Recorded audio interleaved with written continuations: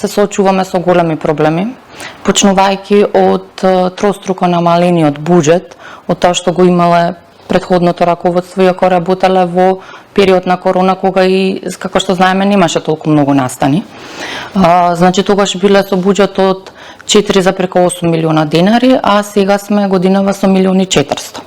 Тоа се проверливи бројки што може да ги достапни, нели, информации, меѓутоа тој буџет не е само за програмата, туку тука спаѓа целата набавка на книжен фонд што ние за 18 објекти подружници и една подвижна библиотека го имаме. Значи, тука спаѓаат и издавачката дејност, и меѓународната програма што работиме, програмските активности и најголемиот дел, нели, од средствата оди за набавка на книжен фонд, што е недоволно. Бидејќи предходните години само за набавка на книжен фонд имало 2,5 милиони денари. А што се однесува до книгите, може да забележиме дека се значително поскапени.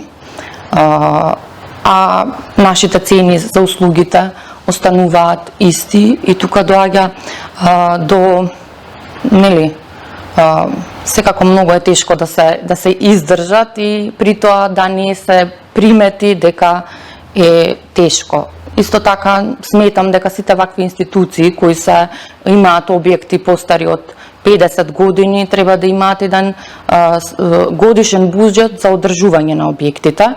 Тоа значи за поправки, кречења, работи што се уништуваат од тековно користење на институциите, особено поради тоа што во главниот објект работиме 24/7 и тука постојано има, нели, поправки на чешми, казанчиња, врати, брави, кваки и сите други, да не спомнувам, кровови и олуци, поплави, на секое врнење дожд. Јас сум под стрес дека некаде ќе поплави. До сега имавме 4 поплави